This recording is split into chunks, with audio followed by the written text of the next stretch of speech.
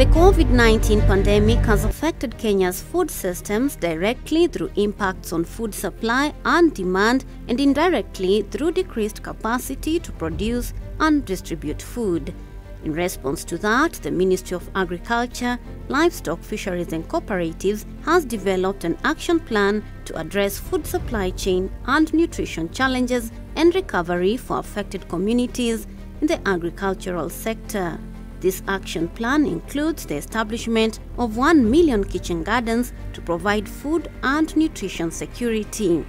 These kitchen gardens will enable households to maintain healthy eating during the COVID-19 pandemic by ensuring constant availability of nutritious foods.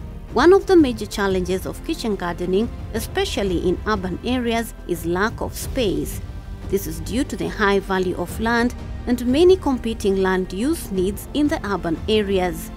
However, it is possible to establish a kitchen garden on a tiny space, all thanks to kitchen garden structures. These structures enable you to make use of the vertical space for growing vegetables, fruits, and spices.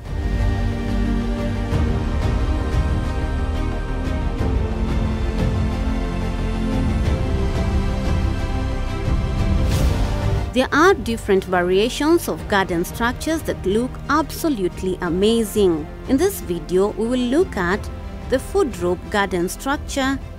To establish a food rope garden structure, you will require timber or fiddles, nails, a hammer, and a panga. So to construct the structure, you will identify your site where you want to put the structure. Once you've gotten your site, ensure the siting is good. It's a flat surface where you can easily put the structure, and it's also a place that is not shaded. The structure can be constructed in unproductive land because you'll be using the space up, you're not using the space on the ground. When you are constructing the structure, in some places we have a problem of termites. So you'll use any termite control chemical, for example Gladiator, and any other that you can get in your area. If you don't get Gladiator, you can use any other termite control chemical where you come from. First of all, you get the height. Which height do you want to use?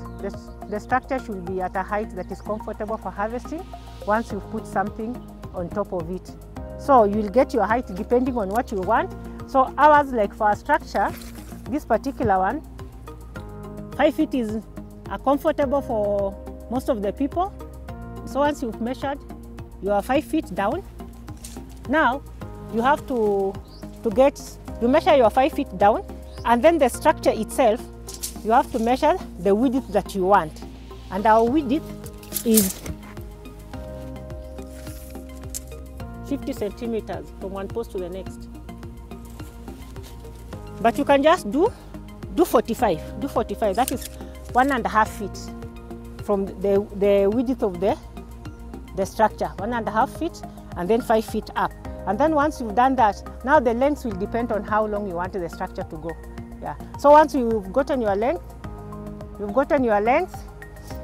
you'll now design the partitionings of the structure.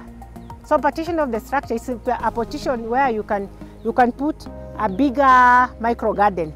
So that if you decide to use some bigger micro gardens like the drawers, like the trays, it can fit inside there. So the partitioning, the most important thing you should do when you are partitioning your structures, don't put it at least 45 feet and above for every compartment. It should not be less than 45 feet because the crops need some space at least to grow. So you can put 45, like this one you can put 45 feet, and then this one it is bigger for things like skuma, so that when they grow they don't have a problem with hitting the roof very fast. So you measure depending on what vegetables you intend to plant, the compartments. It is not a standard measurement, but depending on what crops you want to plant, that is how you measure. Like for this one, it is not like it's measured because the top is open. So any crop, like the longer crops, can grow here very comfortable. And then this one, the top is sealed. So you see this one, when you measure your 45 centimeters, You can't, this is the smallest you should measure, 45 centimeters. So when you are planting the crops here, there should be crops that won't easily hit here. They don't grow taller than this, because it will be a problem for the crops on the side to go like this, these ones, but these ones can grow like this, but the ones that side, it will be difficult. So it is very important for this structure. It is called a food drop. For this structure, when you are making the compartments, you should know the crops you want to plant there, and then you make the compartments. Yes. So once you've made the compartments, now you'll place the micro gardens. You'll place the micro gardens that you want to grow on it in the specified compartments.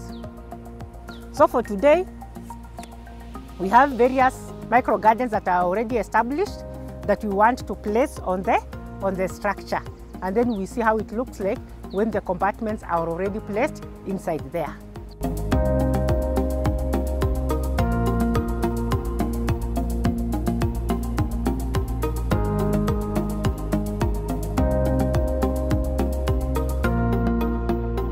The skuma needs space. That is why you are putting where there is a bigger, the height is bigger. Even the spinach, its height is bigger, because here you can see there are only two compartments. Here we have 3 compartments. Yeah, so the shorter ones you put in the short compartments, and every compartment, the width of every compartment is about 45 centimeters. So every compartment, like from this side to this side, it will be around 45 centimeters. 45 to 60 centimeters depending on the container. Since this top it's a little bit high, we will put a crop that doesn't grow so tall. So the strawberry is a very comfortable one, because you won't harvest from very far, and since it is a big space, now you'll put 2 tins of strawberry.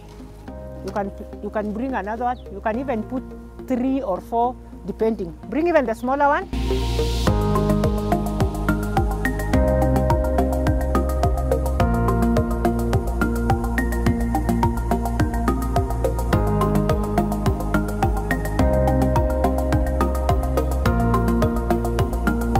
You see, we filled the food drop with a lot of food. So let me give an example using one crop. Let's say the whole food drop has only one variety of crop, and let's choose spinach, and you are using the pail to grow the spinach. So maybe the food drops are having the pail, and you are having 9 of the pails. So our plant population will be 180 plants.